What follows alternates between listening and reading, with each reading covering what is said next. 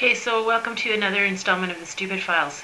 So Jason and I went to Winners today. This is like one of these big stores where you can go and find all sorts of great clothes and everything like that. And you just have to have a lot of time when you go in there because it's quite packed and it's a great place to go. But anyways, the place is full of these really rude people who just clog up the aisles and they just have no idea. They're just so totally clued out. So first of all, the aisles in Winners are pretty narrow. So when you go in there, you can't take your cart and just like go down the middle of the aisle and leave it there because you're not the only person there. You're not alone. This goes for like places like Costco too. If you go to Costco and like you're walking down the aisle and you just park your cart, other people can't get through. So have a brain and set it off to the side and actually remember that you're not by yourself. The other thing about like Winners and places like that is you can't take any more than 6 items into the change room anyway, so there's not a lot of point in filling up a cart or even having a cart because, you can't take a lot of stuff. The other thing is like women, when they go and try on shoes in these places, I don't get it. They take them off the racks, try them on, and then leave them on the floor. And not only do they leave them on the floor, they leave them in the middle of the floor. So for everybody else who's dragging their carts around, they can't even get their carts down the aisle because, man, I'll tell you, I don't understand it. I don't know what the deal is. I don't know if they think their mother works there. She's going to come and pick up after them. But seriously, I think those people are like Stepford wives and they go home and they scream at their kids for not picking up their toys, but they don't pick up the stuff that they try on in the middle of the store. And I don't know why people walk down the middle of the aisle and then like just stop and they just stop and they just don't even think that maybe somebody's like kind of behind them or whatever. There's In England, when you go in the tubes on the elevators or the escalators, there are signs all the way down the middle of the thing that says stand to the right. And it's a great system because everybody should learn how to stand to the right. Like if you stop, you just stand to the right so people can pass by you. And in England, if you're going down or up an escalator and you don't stand to the right, people will actually push you out of the way. And they even have adverts there to, sort of, one of them is like, they have a plunger, don't be a plunger and stand in the middle of the road. Anyways, I don't understand why people don't, get all this. And I don't understand why people don't know that it's really rude to walk in front of somebody without saying, excuse me. Like when you're Winners or wherever, you're standing like 8 inches away from the rack, some loser will come and pass right in front of you and they'll like push by and they won't even say, excuse me. It's super rude. So if you're going to pass by somebody, look them in the eye and go, excuse me, before you pass by. Anyways, back to the carts. So I want to know why women and some men bring their really tired, grumpy kids shopping. Like, it's terrible for children. It's like solitary confinement. It is totally not fun for kids to go shopping, especially at places like clothing stores and, because it's boring for kids. And I think it's probably the same Stepford wives who don't put things back when they hang up stuff that they drop. They don't let their kids touch anything, and their kids are like totally bored. And like a 2 or 3 year old kid is not going to enjoy sitting in a cart for an hour. It's so boring, and yelling at them doesn't help. They still don't like it, and they just get really upset. I just think, get a sitter for an hour and go shopping and enjoy it. And don't let your kids chew on stuff because it's dirty.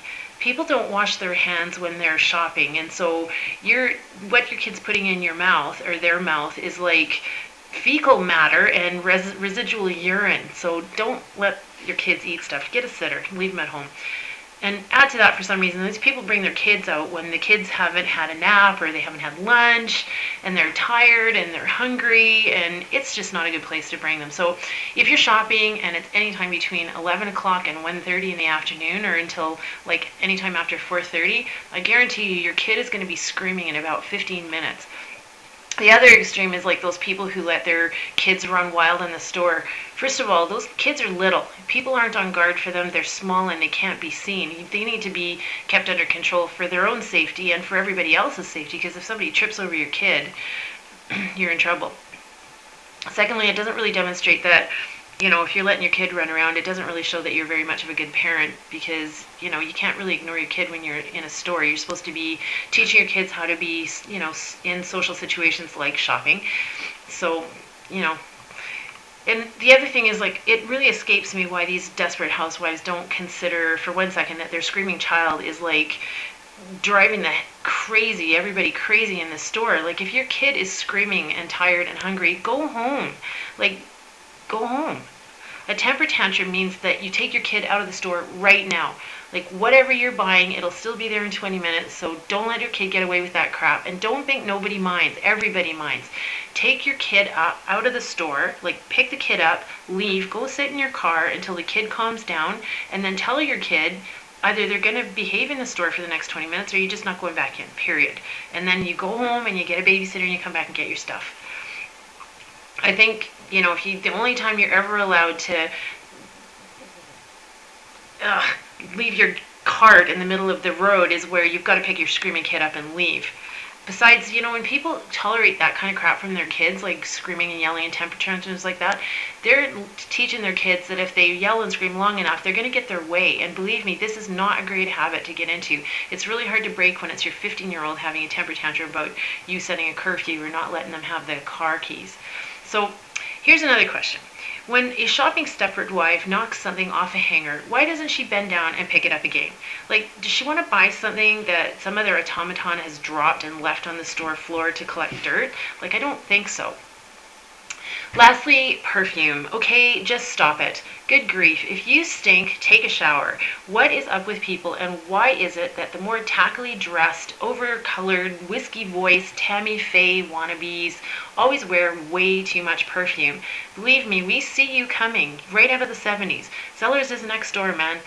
Here's how really well-mounted people wear perfume. They spray it into the air and they walk through it. Really. Do not stand there spraying your whole body with scent, because too much is not scent, it's stink. And it's a very effective way to have everyone who gets within 6 feet of you calling you an idiot under their breath. And oh, by the way, most men hate perfume except when it's like barely noticeable. Less is more. Anyways, I better not find out where they keep the public address system in Winners, because next time I go in there I might just bloody use it.